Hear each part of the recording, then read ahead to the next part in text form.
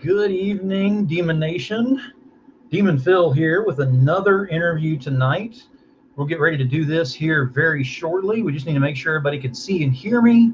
And if we can get this shared out as well, I would certainly appreciate that. And then we're going to get ready to get angry on this show. We're going to have some fun and get angry. I know that's kind of a euphemism of itself, but trust me, it's going to be a good one. What's up, Scott? Appreciate you being here.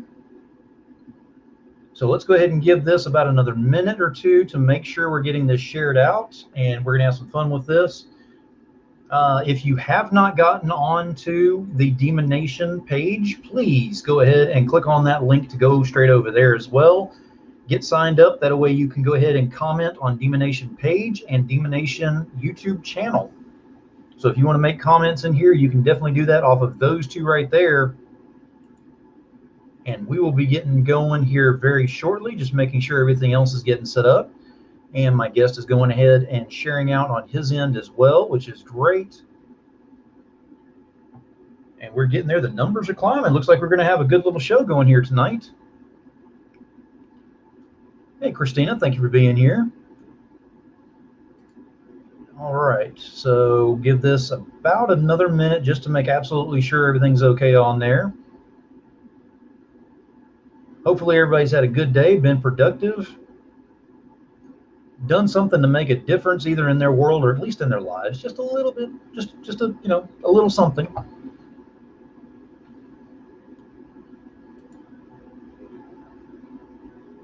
All right, let's go ahead and remove this banner here, and we'll make this official. All right, Demon Phil's hell of a show going on right now, and we got a hell of a guest here tonight as well. Before we get started on that, I want to go ahead and thank my sponsors, because I do have sponsors and it's really cool that I do, so I need to make sure I keep that up. So first and foremost, we have Sub-Zero Mission. If you don't know enough about them, they're the ones who go out in their area and save the homeless vets that are out there by giving them the tools needed to survive the winter months out there. It means a lot to me, so make sure if you don't know enough about this, reach out to me and I'll give you all the information you could possibly need about it. Next up, we have Totally Rad Comics, which is Jim E. Noble, which right now has Totally Rad Adventures of Zira on Indiegogo. And I believe that has about another week left on it. So if you haven't jumped on there, go over and take a look and see what he's got on that. Codex Entertainment with Luis Torres.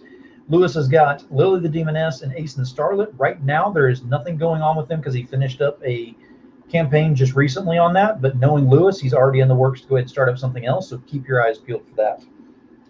Third Empire is next one up here. Third Empire's got a couple of things going. Number one, only 2 days left in Blood of Gods. Blood of Gods on Kickstarter. Jump over there, take a look, give it that indie support over there, because Blood of Gods is so close to going ahead and funding, and we want this thing to go ahead and happen because it's an amazing book. I've actually had the chance to review it a couple months back, so we don't want to miss that. So, they also have Mojo Rising, which is currently on there. And if I'm not mistaken, that one has about 15 or 16 days left. It's still got a little bit of time, but don't miss out on that one. Naughty Fairies is next with Wendy Steen Shaner. She currently doesn't have anything going just yet, but see this right over here? ClickCon? ClickCon is coming up September 12th. It's going to be Wendy Steen Shaner, CB Zane, and Tom Hutchison is going to be running that. So keep your eyes and ears open for that. Much more information coming, along with they will be my guests later on in the week as well. And then we've got 183 Degree Studio, which is Kara Nicole and Alfred Trujillo. Confessions of a Cosplay Diva and Fire Bitch. Fire Bitch 2 is slated to release in just a matter of a couple of weeks. Anxiously awaiting that just in time for my birthday. And then we have got Pantsless Pizza. You can't forget Pantsless Pizza. If you don't know enough about that, Pantsless Pizza's got some huge reveals coming. And just keep your eyes and ears open for that one, because there is some apparel on the way. And on top of that, like I said, we've already talked about ClickCon. ClickCon is one of the sponsors as well. So September 12th, the minds of CB Zane, Tom Hutchison, and Wendy Steen Shaner come together for an online con that's going to take it to the next level. It's about all the information that I've got so far, but I am definitely looking forward to it. They are keeping me on edge, and they should be doing the same with you. So do not miss out on that. All right. That being said, hey, I am way too ugly to be kept up here by myself on this one, so I'm going to go ahead and bring my guest out here to go ahead and make things a little bit better. So here he is. It's time to get angry in this place. Here is the angry artist, William Russell. Hey, what's going on, guys? What's up, Phil? Phil the What's happening? man. Welcome Thank you to so the much show. for having me on, dude. I enjoyed the last one, and so this is definitely awesome. Thank you, thank you. Oh, absolutely, absolutely. Now, before we get completely started into all this and everything, if anybody doesn't know who you are, I want to give you a moment to go ahead and say who you are, what you do, and where to find you.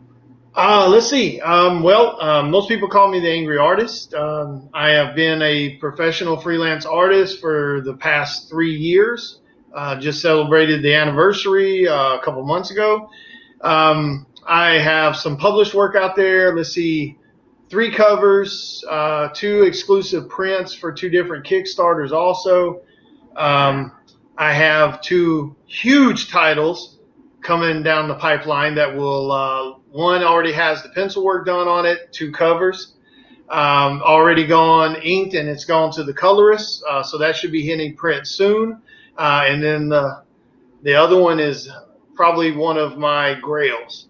So I am super excited about that. I don't want to jinx myself on it because they just signed the NDAs on it and stuff like that. So still a long way to do on that one. I've got to do the layouts and all that. You can find me on Instagram and Facebook mostly. I don't go near Twitter. You can find me on those 2 platforms though at Latimer12. I pretty much all over. I post in most of the groups. I try to share out the art as much as possible. That's about it. I've got my own published art books that I funded myself, and I will be doing volume 2 of those come January. I do the con circuit, and well, sadly not this year, but yeah. So that's pretty much the cut and dry to it, anyway. Very cool. We've got a lively audience going on over here already. Thank you, everyone, for being here. And we're going to get started into this one with the question that I like to ask most everyone that comes on here. But I've been looking forward to this one from you, William, is what comics kind of influenced you growing up into getting into this industry? Oh, Jesus. Well, I was growing up. I was a huge X-Men fan. I grew up through the '80s and everything. Saving what little money I could save to go to the local, drugstores and buy comics, and so I was big into that. And then the '90s hit, and of course I was all over that. I'm a huge Jim Lee fan. So I grew up on a lot of his work. He has a lot of influence on my work even now. He's definitely someone I've spent countless hours watching, videos and stuff of, just even since, social media has been around. I've always been into comics. Growing up, the way I did, my grandparents raised me, and so I grew up, on a fixed income with my grandmother, especially after my grandfather passed away when I was about 11 or 12. So comics was really the only thing to do. So the same old story that a lot of people tend to have, that was their outlet. And going to school and stuff like that, having other issues with other kids and things like that before I hit my growth spurt. So comics were definitely, that avenue to kind of deal with just stuff in general. So it's always been in my blood from real young. And then art has been in my blood since I was, stupid young. But sadly, over the years, I have tried to go toward that avenue some, and I've let people talk me out of it. I've let people convince me that you couldn't make a living on it. And don't get me wrong, through the 90s and probably even early 2000s, it was hard to break into the comic world. There's no doubt about it. I mean, you had to be extremely unique to kind of break in, because the market was already kind of flooded. And living in the South, in the Mississippi South, it's extremely hard to ever see any type of editors or people like that at conventions, because we hardly ever got conventions. I've always wanted to do it, but I just kind of let things change the way I thought about it up until, let's see, I've been doing it 3 years, 2 years prior to that. So up until 5 years ago, after a conversation with Jim Lee. And that conversation about time management and how we all have the same 24 hours a day, and there is literally no excuse not to follow what you're passionate about, unless you're someone that works 2 8-hour jobs a day, 5 days a week. That's completely understandable. So once he opened up my eyes about it, I was done. I couldn't defend it anymore. I couldn't make the excuses anymore, and it's been art ever since. So that's very cool. That is very cool. I mean, it's inspiring because, like you just said, I mean, there's no excuse behind it. If you put your passion into it, then you can go anywhere you want to go. Yeah. Now, yeah, that's completely true. There really isn't. I mean, and I used to sit and lie to myself all the time with that BS. Oh, I don't got time. Oh, I done worked all day. I'm tired. I used to use those, and that's what I call them now. They're cop-out excuses. It's complete BS. We always make time for what we think we want to do. So whether it's sitting in front of the Xbox for 4 hours a night, or flipping YouTube videos for 4 hours a night, we always manage to find time on something we're doing. So exactly, it's all in how you spend it and how you allocate your time, because you've always got it. You just don't know what you're doing with it half the time. Yep. Now I got to ask this, William Russell, but you're known as the Angry Artist. How do you get the Angry Artist out of William Russell? It all just kind of started as a joke. When I first moved here, and because living here was when I actually started the art path. I started it the last year I was in Tennessee, and then when I moved here, about 6 months later is when I went professional, doing it for an actual living. And I used to drive to the post office every morning, or every couple of days to ship art out to clients.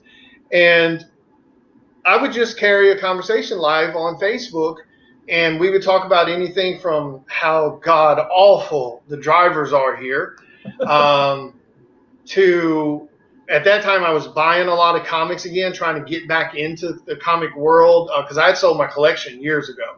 Up until 5 years ago, I hadn't actually lifted a pencil in 10 years. And so I was trying to get back into that. So I was buying books, trying to learn what's hot, what people are chasing after. So because I didn't want to waste my time drawing stuff that no one was going to buy. So I wanted to make sure if I was drawing characters, it was what's hot, what people are excited about. So, but also by doing that, I had to deal with some people that were doing shady crap. Either they were misleading prices to the value of or condition of the book, claiming they're 9.2s or whatever, mid 9s, and I get them and they're barely 8s. Or they would charge me for priority shipping, and then I would get the box media mail with $2.45 tag on it. So I would make those videos ranting about what I consider common courtesy and respect to one another and having pride in your business. So again, not name dropping, but I would make those videos. So, and I always tend to talk emotional. That's just the way I am. There's no filter between my brain and my mouth, and there's really no volume control sometimes, especially if I'm passionate about something I'm talking about. And that's how it got started. Someone just said, "Man, why are you so angry?" And I was like, you know what? That's what I am. I'm the angry artist. And then that word went from that. And I think it also applies to the mentality. I think if you've ever been truly angry in your life, it's hard for you to let go of whatever you were angry about.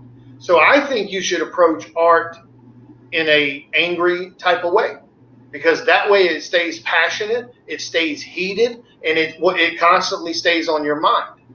So it kind of just played into all that. It was all a joke at first, and then I was like, shit, I'm going to roll with it. Yeah, so. And it works because, again, let me bring this up real quick, because Cameron said his Angry Rant videos, those were classic, and therein, that's how he got the name. But you've also got not only the name of this, but you've got a following now with the Angernauts. Oh, yeah. And oh my God, you talking about some people that has someone's back. Like, I don't know what it is about the art industry, but once you start getting some shine, you'll kind of attract some of these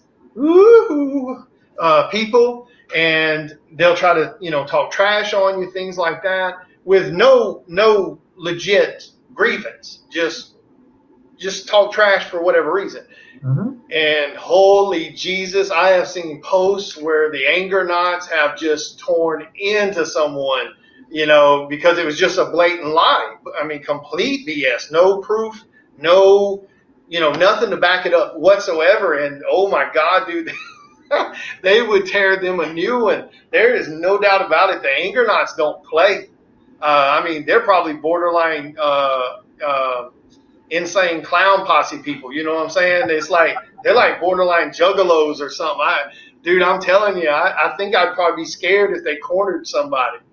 But they're awesome though. Dude, like I said, I've been doing this professionally for 3 years, and I have heard horror stories from other artists about clients that were difficult to deal with, clients that would bash you because you were just a little late or something like that. And I don't know whether it's because I'm always transparent with the clients as I get them and tell them what to expect and what not to expect and things like that, that they know there's no ground for them to really be upset over because I warn them about how everything works with the way I handle things. I've never had a single return. I've never had a single complaint. The very few times I've had someone try to trash my name, it was someone I've never even spoke to, that for some weird reason, they just got on my train, and and it didn't work out well for them. Like I said, the anger knots have been incredible. They've been super supportive. They share all the time. They show support, through that route. They show support financially when they're able to. I mean, in my opinion, I think I've got some of the best followers I've seen people have. I mean, they're very passionate about being involved. And I strongly and completely agree with you on that, and especially whenever you say about supporting you, because that's my next question is, what does support mean to you? Because I bring it up on all of my shows, but I want to know what it means to you on your end, the word support. I think what it means the most, the core support that absolutely means the most is the share. The sharing, the liking, the commenting, because of the way social media works with their algorithms, that word of mouth is so insanely important. Don't get me wrong, the financial is very important too for someone who that's their only income. But that word of mouth share, that going live and unboxing my mystery boxes, or going live to show off what art you got from me or what slabs you got after it came back from slabbing, that is so imperative. And I think everyone should be doing that. I mean, I wish more artists would do it. Now, I've shared artists on my page many times because, for one, I don't have a jealous bone in my body. How good they are doesn't make me fear them. Right. Because the way I look at the art world, with social media, there is so much business to go around that we don't have to compete against one another. We don't have to bash one another or slander one another, because I don't give a crap how good you are. You cannot do all the work. Right. And there's going to be people that don't want to wait 3 years for your commission list. So I don't know why a lot of people don't help share others, because at one moment you were that person trying to get shares or trying to break into the business, and somebody somewhere helped you. So that's the most important thing, whether it's clients or whether it's artists. I think the share button is probably the strongest tool in anyone's arsenal to show love. I agree. And to go ahead and add to that fact right there, if you look over my shoulder right back here, and it was brought up by, I believe Christina brought up, I have a clown behind me. That's just horrible. I apologize, because I know I normally don't keep clowns up here and everything because some people are afraid, and I apologize. However, this is one of his art books, and this is another one. So I have both of them here. These were purchased by me for my personal collection, but also to go ahead and show off and share, because that's important to do. But if you haven't seen some of this artwork, let me go ahead and show you just a little bit here, because that's some sick art. Thank you. Look at it. it's not just like, okay, everybody's like, okay, well, Venom's been done, this has been done, that's been done. Even with Venom being done by several people and whatnot, I mean, look at that. And it just gets more and more detail as you go along. And it's not just Venom. I mean, there's all kinds of stuff in here. There's even, let me show you right here, actually one of my favorites, and it's only in grayscale, is Megatron.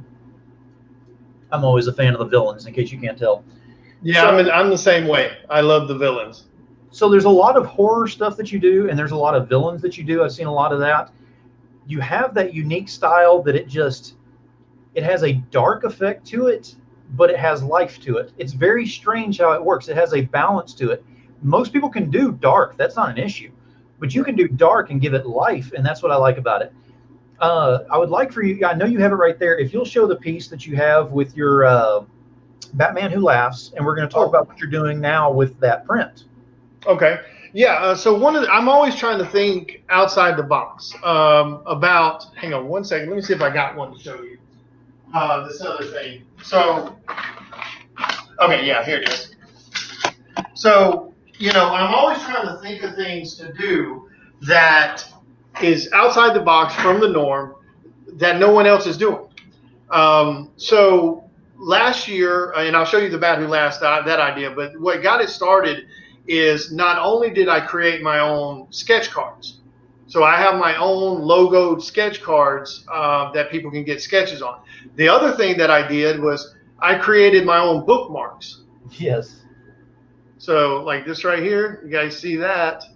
And it has some examples of my art on it. But what makes them unique is I can actually do sketches on the back of the bookmarks.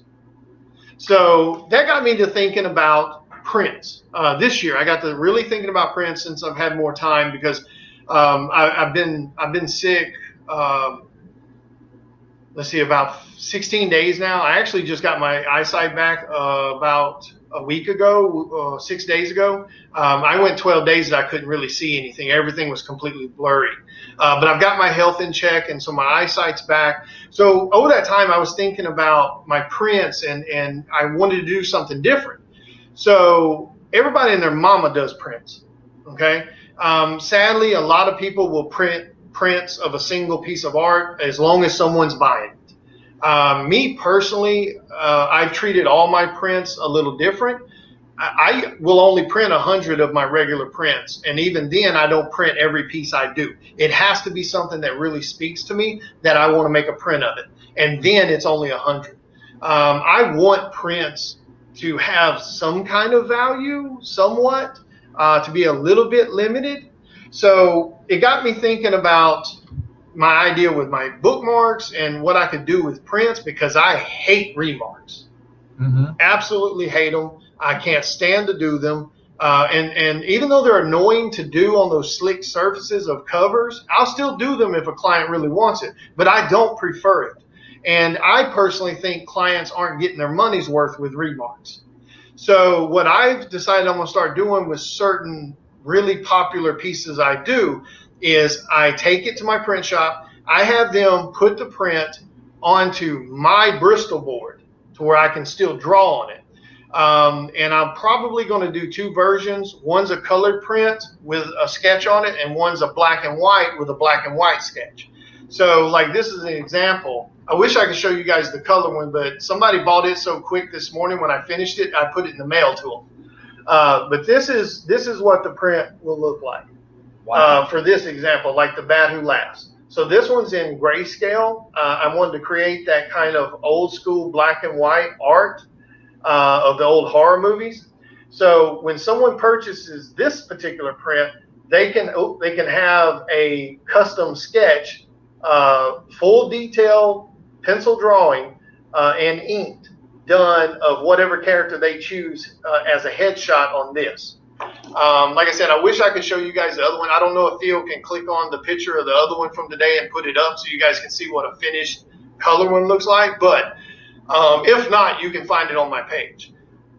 But the whole purpose to this was to not only create a limited print, because when I say limited, there's only going to be 20 of these, and they will come signed and numbered 1 of 20, 2 of 20, so on. And there'll be a black and white version and one that's colored.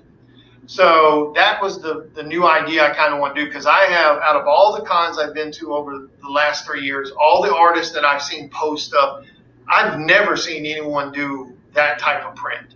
So I think it's a great idea. I think it'll be something a little more interactive with clients, to where they feel like they get something way more original, way more limited.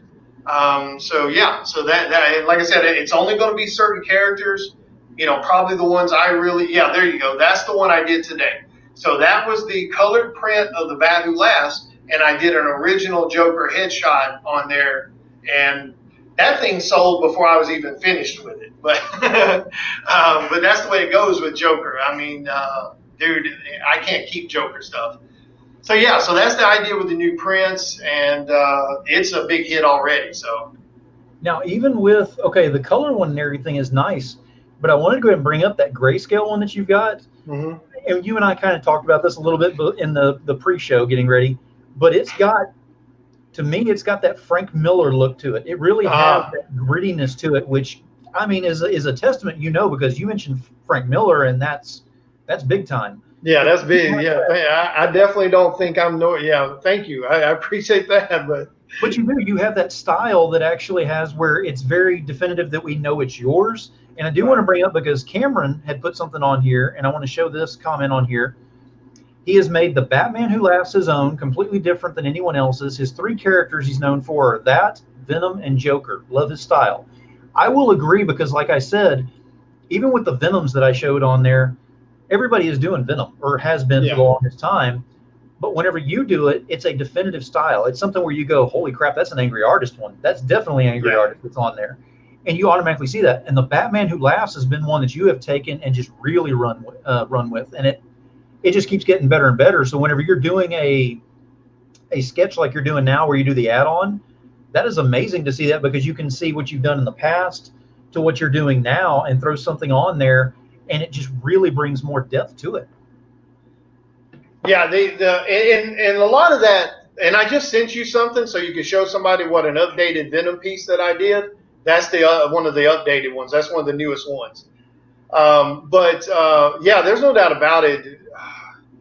Venom, The Bat Who Laughs, yeah, that's one of the most recent ones I've done. Venom, The Bat Who Laughs, and the Joker are definitely my most requested pieces. And they're a blast to draw, because, and I think that's one of the reasons that they turn out so well, is because there's no wrong way to draw Venom. There's really no wrong way necessarily to draw Joker. As long as you get key things in there that make Joker Joker, or make Venom, you're fine. But I grew up on horror. I'm a huge, massive horror fan. And my 4 daughters are the same way. They're major league horror fans. So when it comes to dark, creepy, just badass, evil looking, I'm all over that. I love it. Like that piece I did for Chris. Here, I'll send you this. That piece I just did for Chris. Like I said, that right there, that is so up my alley. It's just not even funny. So when I get to do Bat Who Laughs, I want him as twisted, almost. I mean, it's definitely a huge Pinhead influence, right, with those characters from the Hellraiser movies. So it's definitely that huge influence from that goes into my that piece right there. So The Bat Who Laughs, like, I've seen a lot of people do him. Great art, nothing wrong with it. It's just, for some reason, they would make him a little too much Joker looking.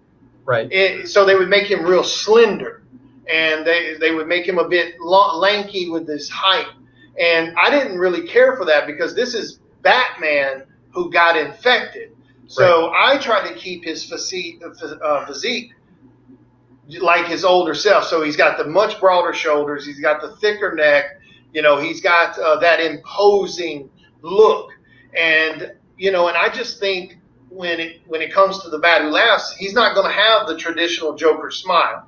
It's going to be more of the sharp teeth and the cut up mouth and things like that. Because at that point, I see him as someone who has completely lost their mind and, probably, cuts on themselves, things like that. So that's the way I kind of look at it. But he's without a shadow of a doubt the absolute most fun character I have ever in my life had doing. I'll put that dude on anything and everything I possibly can. So now Tony brings up a point on here that I was actually going to bring up, is the one that you had with the skull. That's from Don't Pay the Ferryman 2, because I recognize that as well. Yeah. And that's actually, they're fully funded and they're still rising on the campaign right now. And they have how much longer left? Do you know? I think that, didn't the post the other day say like 12 days or 10 days or something like that? Yeah. So I think it's not a lot left. Yeah. Yeah. So if you haven't jumped on that, go over and take a look and grab William's cover on there, because Angry Artist has got a cover on there that you don't want to miss as well. I've got the cover. I've got the main cover for that project. And that piece you just showed a few minutes ago is one of their stretch goal prints that you get also. Oh, nice. Very nice. Yeah. Very cool. Because the cover, he loved the cover so much. That piece that they used as the cover, the main cover, I actually did that piece as a stretch goal for the other issue. And they loved it. He loved it so much, he wanted to do it for the cover. And then right after he printed, put that into advertisement as the cover, I was just sitting in the office one night and it just hit me. I was like, I want to do this. And then, and I sent him a message, hey, because Chris has been good. I sent him a message. And I said, you know what, Chris, you've been super good. You've been super supportive. You have promoted my work. When you contacted me to do a cover for you on the other Ferryman, I told you what my fee was. You didn't haggle. You didn't argue. You didn't, can I just give you some exposure? You didn't do none of that. You paid me and I did the piece and you promoted the hell out of it. I said, so this is what I'm going to do. I'm going to do this piece right now at free of charge. And you use it as one of your stretch goals. And of course, I went way overboard with that one. I had so much fun doing that one. Oh, yeah. So I broke out the airbrush, the whole 9 yards. So what's Tony talking about? I'm going to shift gears real quick. Yeah, go ahead. I want to bring up that you had some news that you posted the other day that got my attention, that I'm actually happy about, because we were all congratulating you about. Oh. So you're about to be an angry grandpa? That is right. That is right. I am about to be the angry grandpa. I finally get to fit that role. So I'm going to sit on the lawn and yell at the neighbors' kids and everything. Yeah, that's right. I am going to be a grandfather. My oldest daughter, Shelby Russell, her and her boyfriend are expecting their first child. And I am super, super, super excited and super proud. Dude, she is awesome. I don't know who I did right in the past life, but I have got to be, and I know every parent says this, but I got proof. I think I must be one of the luckiest dudes walking around, me and the kid's mom, because we have 4 of the best daughters I've ever, seen. They're completely respectful. They put everyone else before them. They don't have a selfish bone in their body. I mean, my kids are so strong and independent. I try to give them money and they won't even take it. So, I have been extremely lucky with that. And I'm super excited about, the upcoming, baby. And she is too. She's on cloud 9. So, she's nauseous right now, but other than that, she's on cloud 9. So, yep, that's right. Y'all are going to see angry grandpa T-shirts at some point. That's going to be phenomenal. I on behalf of me and the DemoNation and everything, congratulations. Absolutely. Because I know you're going to have a blast, and that kid is going to be some kind of spoiled. Oh, yeah. We try not to do that, but yeah, that's going to happen. Somebody asked a cool question. Tony asked about if I was planning to draw Robin King. Yes. It's coming. Yeah. That dude's creepy looking in this weird, that dude's super creepy looking with the whole spiked, crown. So yeah, I'll be doing him at some point. But right now, because of my health, I've never had health problems in the past. I've been a chunky guy all my life, but I've always worked career paths and stuff that kept me super active, which helped me not have issues with any of my blood works and cholesterol or any of that stuff. But after doing art for 3 years, and then the first year and a half I was doing art, I was working my full-time career with the insurance company. So I was doing 8 hours a day, coming home and doing another 4 to 6 hours every single night of art. Sadly, that created that mentality and that habit to where I constantly worked 12 to 14 hours a day, 6 days a week. I continued that that pattern up until, a month ago, a month and a half ago, when it put me in the ER. I want to do more personal projects. Sadly, right now I won't get a chance to, so it'll probably be a minute before I can get to like the Robin King and stuff like that. But he's coming. You can bet on that. But yeah, I've had to change how I work and everything now. So now I'm being more structured. I get up early in the morning. I do breakfast. I do an hour worth of cardio and stuff. And then I work on art for only 8 to 9 hours that day. And I make sure that I take off Saturday and Sundays now. So I'm not doing and I know I've spoiled a lot of you guys with these fast turnarounds, but you guys are going to have to be patient. It ain't going to be those fast turnarounds anymore. I'm just let you know. That scared the shit out of me when I couldn't see. Yeah, my eyesight was completely blurry for 14 days or 12 days. That scared the crap out of me. So it is what it is, and I apologize for anything that could cause an inconvenience. But just be patient. I promise you, you'll get your commissions just as soon as possible. Oh, absolutely, and it's worth it. And you're still building that innovation, and you're working on, which brings up my next thing is you're doing boards. Yeah. I'm probably going to regret this one. I've got a feeling I'm going to regret this one. A long time ago, I actually did automotive airbrushing for about 3-4 years. And so I got, again, thinking outside the box, trying to do some things that I don't see anyone else doing. And I grew up as a skateboarder. So I did it all through my childhood and young years. And so I decided I wanted to try some boards. So I got into contact with a company who makes these boards to order. So they don't sit on a shelf and collect dust. They're made only after you order them. So I ordered 4 to test, and they come bare wood. They're sanded, but they're bare wood. They haven't been coated with anything or anything like that. So I've got to prime them, sand them, then do the art, then coat them with some kind of protective material, and then I want to cover them with some type of clear epoxy or something to create a lot of depth, not only for protection, but to create that really wet look, almost as if you're looking at the hood of a car. Right. So I want to create that kind of look. But yeah, I got those suckers in today, and I cannot wait to do one. But I got a feeling I may regret it though, because these I posted them today, and one I'm keeping for myself as a promo thing, and the other 2 of them pre-sold right out the gate.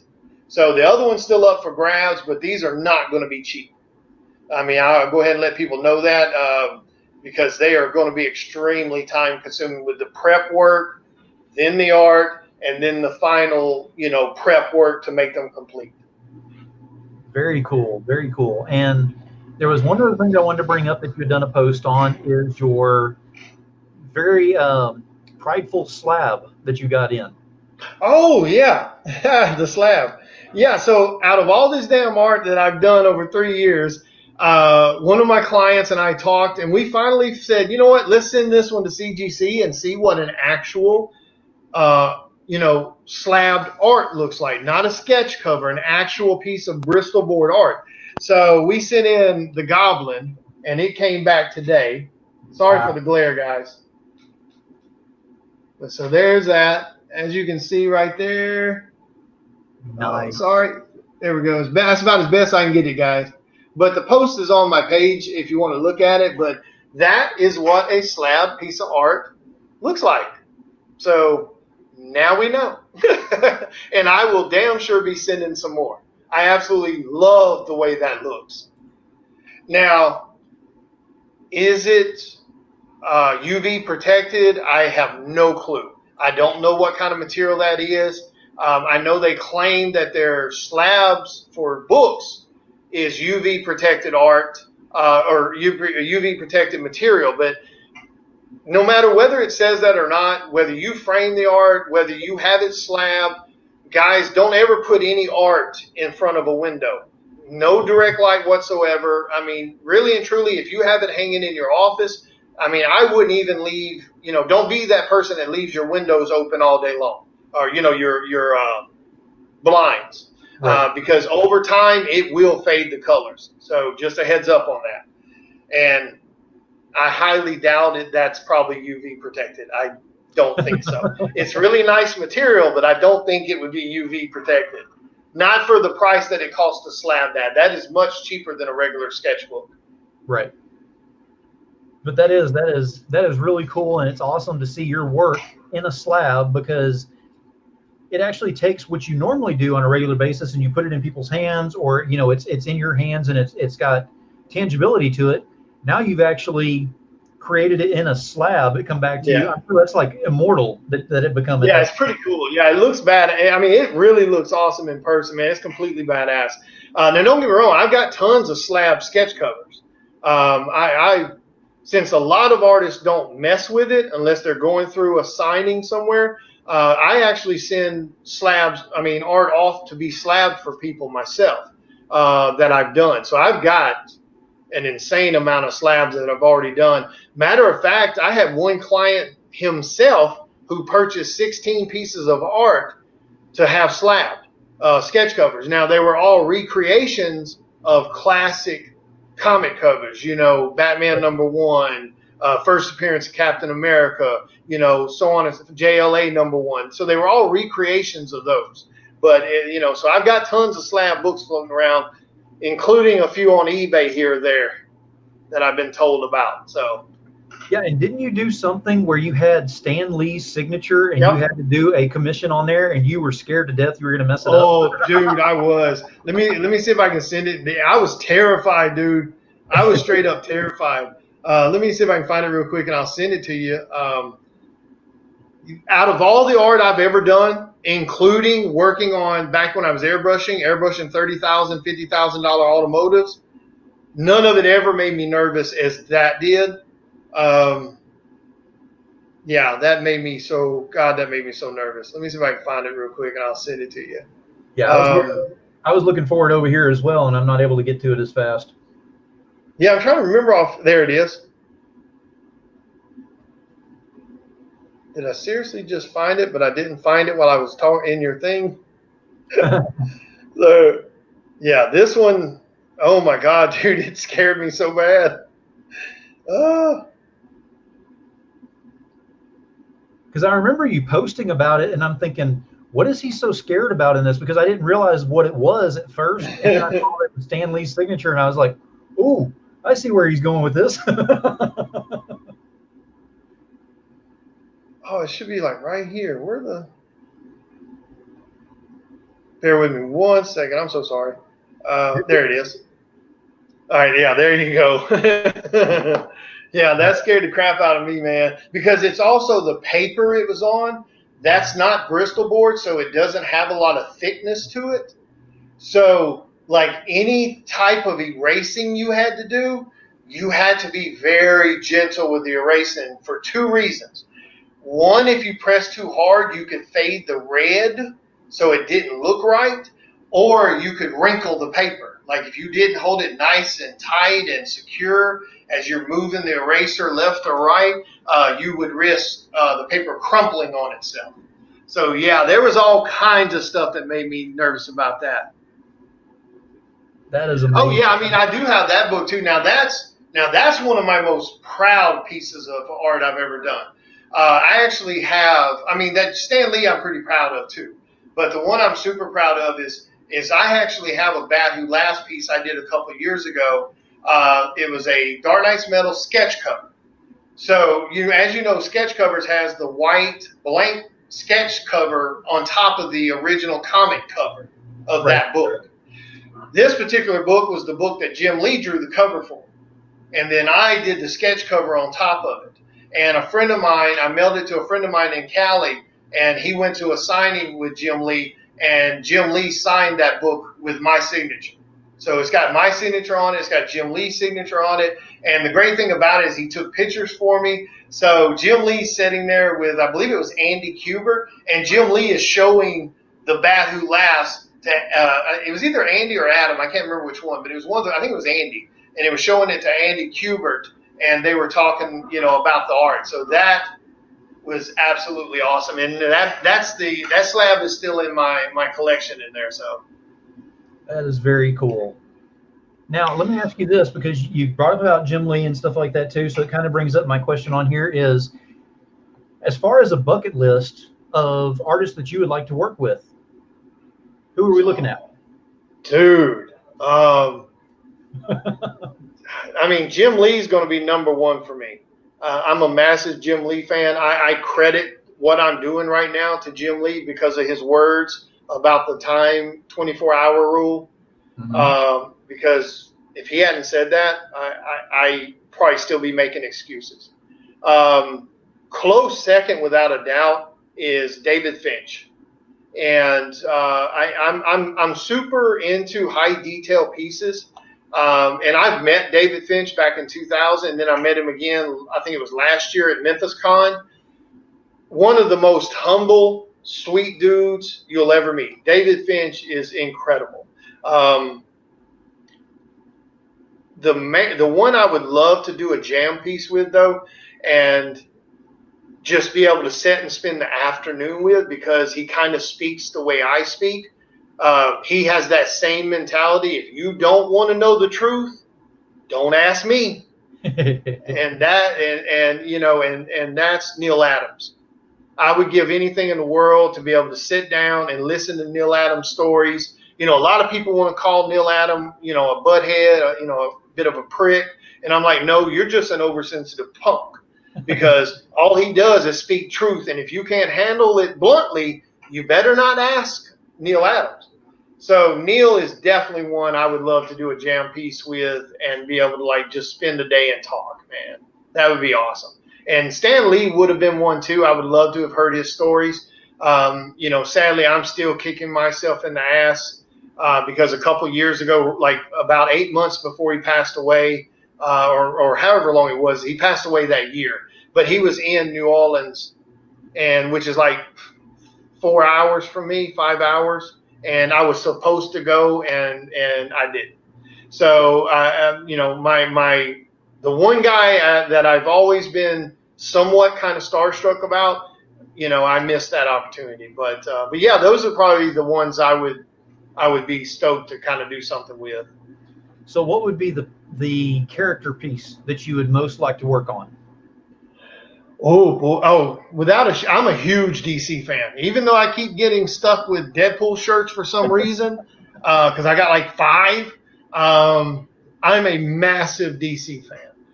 Don't get me wrong, I love Marvel. I grew up on Uncanny X-Men, those stories.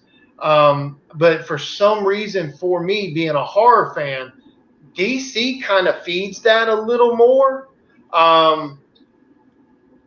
Batman's Villains Row is without a doubt the most creative bunch of characters I've ever seen out of any company.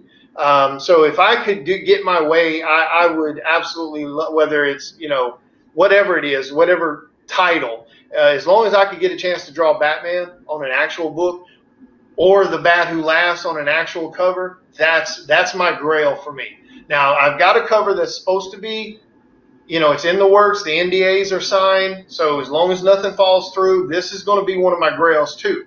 I can't tell you guys anything about it, but it is not a small cover. Nice. So, and it is not an indie cover. So, but like I said, I don't want to jinx myself on that one because I've heard stories where some stuff got all the way to color and it fall through. So I don't want to jinx myself too bad, but that one's going to be a grail for me too. So. No, just make sure whenever you are able to talk about it, then go ahead and tag me in it, let me know, and we'll go live with that bad boy and let everybody know what it is. Oh, yeah, you don't have to worry about that. You guys will know. It'll be plastered all over social media. I mean, it's definitely a grail for me. So, Very cool. Now, let me ask you this, because in today's events of how we're having to deal with things and having to stay indoors instead of going outdoors as much and everything, I always like to go ahead and ask my guests this one thing, and is, what was one of your favorite con memories that you've had?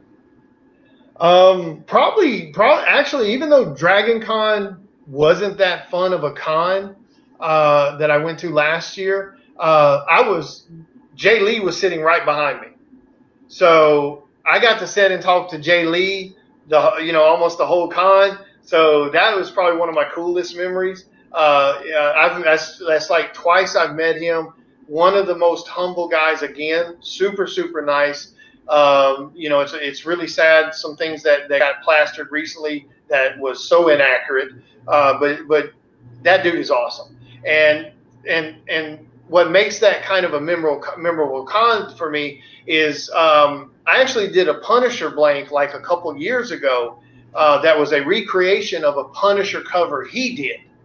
And while I was at the con, I showed it to him, and he was like, completely blown away, which was so incredibly generous for him to say and to behave as. And then he asked me, he said, "Would you mind if I write on it?" I was like, "Dude, you can do whatever you want to on it." And he wrote on the book. He said, he wrote, "You honor me." And so I've got that in my collection. So that was one of my favorite memories for con season for sure. Very cool. I mean, that would be, that's that. I mean, just to have just that written on there as well is it honors you as much as it's saying it's honoring him. Yeah, dude, Jay Lee he's incredible. I mean, that dude, like I said, there's a lot of great people in the art community. There's tons, from writers to editors to colorists and inkers. There's so many good people. The little bad apples here and there blow my mind. There's no doubt about it. But thank God there's more good than the negative.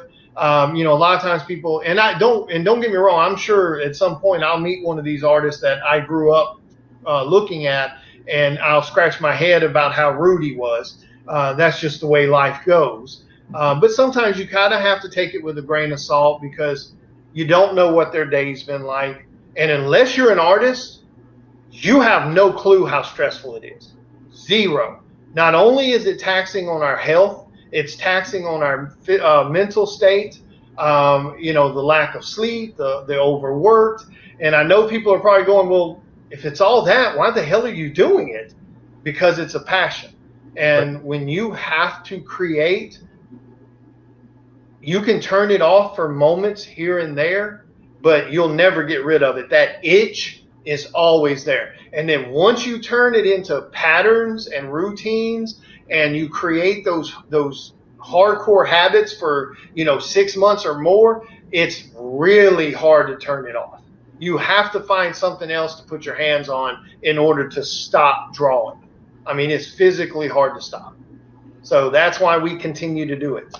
So that being said, what would be some of your best advice for upcoming artists? Woo! Well, first, all I can tell you is the way I did things, and the way, like, if I was talking to myself again, what I would tell myself. Mm-hmm. Because first off, I damn sure don't think I'm nobody to tell anybody else how to live their life, chase their dream, and stay the hell out of people's PMs telling them what to do with their life and their business. Stay out of it, especially if you ain't got your own business, okay? Anyway, back to what we're talking. The best advice I can tell any new artist is, the way I looked at it when I started is, once I made that decision and I could figure out how many hours a day I could put into art, I sat down for exactly 1 year straight, drawing anywhere between 2 to 4 hours a night, 7 days a week. And I did that for 1 full year. For 2 reasons. One, to get comfortable with what I'm doing, to where I'm not scared to make mistakes. And then if I do make mistakes, I'm not scared to start over and adjust those. So that's like one of the main reasons. Actually, it's probably like 3 reasons. That's like the main one. I want to be able to have some of that muscle memory because sadly, unless you've been doing this 15, 20 years, you're not going to have all the muscle memory. Do not be afraid to use reference. If someone tells you using reference isn't drawing, tell them to kiss your butt. Okay? Because I promise you, the one telling you not to do it, their art looks like hot trash. Okay? That's a 10 out of 10 times that it's done. Okay? So ignore what anybody says to you. Use reference if you need to. If you can't get a pose right, use a pose. Now, the only difference, if you use someone else's pose that's already printed, that's not a free to use pose off of one of those sites that has all these free to use, make sure you give credit to the original artist. Even though there's popular artists right now who are doing that, who are not giving credit, you still give credit, okay? So, make sure you do that. But also by doing that, it will help you learn how to do the workload. Because once you put yourself out there, even though you may not think your art is that good, because that's the way we look at it as artists, we're never good enough, there's going to be people that are going to crave your art. So, and that's a good thing. But you have to be able to deliver. You can't sit down and take someone's money and then take 2 years to hand them a piece of art. And I don't give a shit what artist you are or how popular you are. Anything past 2 years, there's no excuse for it. So that's the main things is concentrate on you. Don't worry about what other artists are doing. Do the work every single day, 7 days a week, no matter what your life is like. You can squeeze in an hour, 2 hours, 3 hours. And do that for a year straight and then start trying to put yourself out there on social media. That's basically what I would say. And don't compare yourself to other artists because that will drive you crazy. And all of that makes absolute sense, and I completely agree on all that. We've got a few comments I want to go over real quick over here. We've got Brian Perry says he loves the Elvira he got from you. Oh, yeah. Yeah, I remember that one. And yeah, see, that's another thing that I'm a little – I'm also a little different than some artists or the majority of artists. I can do comic art and stuff like that, but I can do portraits. So I can do real people. Now, given, a lot of people kind of want color. So when you start getting into color, you get it, even though it looks like them, it's more comic style. Mm-hmm. Pencil portraits are usually straight on. They look like a portrait. So, I do that sometimes. I try not to do it too much because they're so time consuming. But yeah, the Elvira was a blast, which I love Elvira. She's so incredible. Absolutely. And Brian also said, funny how you went from airbrushing cars to art. Greg Horn did the same thing. Yep. Well, don't get me wrong. I loved airbrushing cars, especially in the early 2000s. Street racing and all that was super hot. So seeing these beautiful custom cars at car shows and at street races and things like that was not unusual at all, especially in Memphis. It's so much work. Don't get me wrong. I made great money doing it. But it's so much work, man. Actual comic art is less work than that. Mm-hmm. And then the other thing that became a headache with airbrushing is a lot of people would come into it with this image in their head, and they want you to put that exact image on their vehicle. And a lot of times you would run into these situations where you would draw this idea out and you would put it on the vehicle the way they described it in your notes, and they see it and they go, well, that's not really what I meant. Well, that's what you said. I've got the notes that shows what you said. And well, that's not. So that became extremely frustrating because you would see more of that than people walking up and saying, hey, I want Batman on my hood and you do it any way you want to. So right. See, with the art world, you kind of get more of that, where it's more artistic freedom. So right. that became, a bit stressful. So now, speaking of upcoming artists, she's a little late to the party, but that's okay because we're still going to invite her in as Eve is here. What's up, Miss Eve? Eve actually did the banner for Unscripted on Saturday night. So the banner that you see every time I put Unscripted on every Saturday night, that is Eve's work, and I cannot appreciate her enough for doing so. Yeah, Eve is super cool. She's a young and upcoming artist. She's very I think she has a little bit of that old soul kind of thing because she listens to a lot of old classic rock and things like that. So she's definitely got to me it feels like a bit of an old soul. And um, if we could just keep the creepy old dudes out of the conversations, dude, that is just weird to me. I'm sorry. Two things. I couldn't imagine being a female this day and age on social media because of the creeps. But then you also have the flip side where if you're a female in this world on social media, you kind of got it made to a degree. No offense, ladies. Truth is truth. Because one of my friends actually did a physical test on Instagram.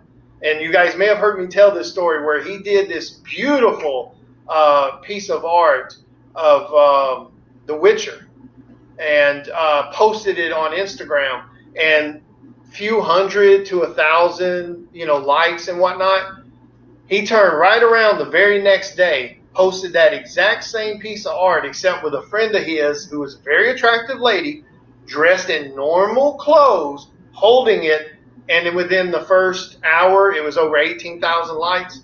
So I've even thought about hiring someone just to show off my art. So you guys have an advantage right now. So if you're not, shining, definitely get out there and put yourself on social media. Now, I'm not saying be out there dressed inappropriate. I'm just saying take photos of yourself with your art, and it will blow up. You'll get the creeps, but it'll blow up. So. All right, and before we go ahead and take off and everything, let me go ahead and say what's in the future for you. I know you have some things you cannot talk about, and I'm not going to push on that. But what things can you tell us that's in your future coming out? Well, the skateboard decks, I'm going to see how this goes, decide whether I want to do more of those in the future. If I do, like I said, it'll be just a few times a year. I will be doing, come January, I will be doing volume 2 to the 2 art books behind you, the Art of Custom Creations. That particular art book is nothing but comic-related art. And you can show, if you want to, you can show the horror icons, the inside of it. But the horror icons volume 2, that will be again nothing but horror characters that I've done over this past year. So I've got that coming. I have got the new style prints that I'm going to be doing that has the ability to do the custom sketches on. My commission list is actually closed at the moment. It won't open back up until October. And when that opens back up, there will be a price adjustment on a lot of my work, just because I've got to make that progressive move to a little bit, more expensive, not expensive, but a little bit more cost-effective art versus what people are getting for their money versus what materials I'm putting into it, things like that. So, like I said, I've got the 3 covers that are coming soon. One particular title has 2 versions to it, which again, that one should be going into print probably in the next month or so. And then I'll be, as soon as I get the information for the next one about their concept idea, if they got one, whether they want me to just come up with something. I've got to do the layouts for them to choose from. I'll give them probably 2 or 3 different cover layouts, and then they'll pick whichever one they like, and then I'll go from that. And I think there was someone else that sent, and forgive me, I'm terrible with names. Someone sent me a message the other day about doing another cover for them for an upcoming project, but I'll have to go back through my PMs to see who that was, because it was just a real quick conversation. They were asking would I be willing to, but yeah, that's it as far as like upcoming, other than I am so damn ready for con season, man. I miss being able to chat with people in person and just hang out with other artists and stuff. So I'm definitely looking for 2021. Absolutely. And now that I'm moved down to Georgia, I'm actually closer, so the chances of you and I actually meeting up at a con is a hell of a lot better than it was with me being in Jersey. Oh yeah, definitely. And Cameron, that is definitely a little closer. Actually, that's right. Yeah, that's right. Yeah, thank you, Cameron. As a lot of you know, a few months ago, I actually had the Angry Artist T-shirts made, which had anger knots on the back of it and stuff like that. And I'm going to do another set of those come winter, but I'm going to do hoodies. So yeah, the last ones were, dude. I think I did. It was like 40 or 50 T-shirts, and I was like talking to the print people as I was posting about it. They sent me the design for one of them right then, and or that day rather, and I posted it, letting everybody know I was going to do them, and that there was only like 40, I think is what I did. Every single one of them sold out within like 20 minutes. I mean, it was insane how fast they sold out. And I was like, damn, did I underprice these? You know, because they were like, $25 and $30 depending on if you were smaller or bigger X sizes. And they were all quality shirts. Like, it wasn't that Walmart flimsy crap. I mean, they were thick, nice quality shirts. But it sold out so quick. I was like, man, I think I underpriced that. But yeah, so the hoodies are coming in the winter. So. Well, you have the following. I mean, it's not a matter of the price at that point, because the price was actually right on the money. It's the following that you have. Your anger knots actually jumped on it. And you and I have actually talked, because I came to you and said, hey, I would like to go ahead and get one of those T-shirts to wear on the show. And you were like, yeah, that's already gone past, and I don't have any more right now. I'm going to get some more later. So you and I definitely need to get together and make sure I get T-shirt, because I'm making some DemoNation T-shirts. I will get you one of those as well. Oh yeah, definitely. We'll definitely swap out. Yeah, I'll get you. As soon as I do the hoodie thing, I'll let you know, because I'm probably going to do zip up style hoodies depending on the price. Now of course those will be a bit more pricey than the T-shirts, but that's just because hoodies are not cheap. Oh yeah. Thick, quality hoodies are not cheap. Right. But yeah, I'll definitely let you know when I do that. And again, everyone can find me on Facebook. I've got my personal page, I have the art page, and then I have the actual art group. Make sure you guys follow all three of those areas, and make sure your notifications are turned on for those, because not only do I do art giveaways every so often, I do raffles too. So I'll take, a $200, $300 piece of art, and I'll raffle that off for like, low entry spots and low entry fees. I also raffle off slabs sometimes. So that's the best place to keep up with what's going on, whether it's the giveaways or, upcoming events and things like that. So yeah, make sure you follow me, but make sure you have the algorithm. And the other piece of advice I can give you, no matter who the artist is you're following, check their page, every couple days, because last May, Facebook changed the way their algorithm works, and taggings aren't working, notifications aren't working. People aren't even seeing when people are going live. So the best advice I can give you, if you want to stay in the loop about whoever you're following, check their page every couple of days to see what they've posted. That's the best thing I can tell you. And Cameron went ahead and brought up also his YouTube. Please subscribe. Yep. Yeah, please go hit the damn subscribe on the YouTube channel. I know I don't post there very often, which I'm uploading a video as we talk to the YouTube channel. It's the video I did today for the Bat Who Laughs and Joker piece. I'm putting the video up for that right now on YouTube. It just takes like an hour and a half to upload for some weird reason. So definitely give the YouTube channel a follow, because the main concern about the YouTube channel, I want it to 1,000 subscribers so I can go live with my phone. Sadly, they have a rule in effect. Unless you have 1,000 subscribers or more, you can't go live on a mobile device. Right. So, but yeah, so that's pretty much the cut and dry of everything that's going on. So. It has been great having you up here. We've enjoyed getting to know you a little bit better and everything. Again, congratulations on, Thank you. being the angry grandpa there, because that's huge right there. And definitely looking forward to seeing what's going on in the future. So keep us, posted on what's going on. Keep the DemoNation posted. If you've got something that is going on over there, make sure you're posted over there with us as well. Okay. And we'll definitely get that posted out for you. Just go ahead and make sure everybody's aware. Yeah, definitely will. And thank you, definitely thank you so much for having me on for the 1-on-1. I love chatting with all you guys. I love hearing different viewpoints about the industry and stuff like that. So I definitely appreciate it. So thank you so much. Absolutely. Well, I'm going to go ahead. I'm going to get you in the green room for right now. I'm going to do my closing statements. I'll be back here shortly, but thank you very much for being here. All right, man. Everybody have a good night. All right, so we got Angry tonight. We had the Angry Artist up here, and we had a blast getting to know him a little bit better, finding out a little bit about just not only his art, his comic loves that are in there, a little bit about him personally, you know, becoming a grandfather. I mean, that's going to be really cool. So we got to know some things about him. I always do a closing statement. Tonight's not going to be any different, and I always try to base it on what I learned from the interview. Tonight, I actually want to go ahead and base it on time. He brought up about your time management and all, and how you actually have all the time in the world. It's all in how you allocate it. So there's a slogan that it keeps running through my mind, that what we do in life echoes in eternity.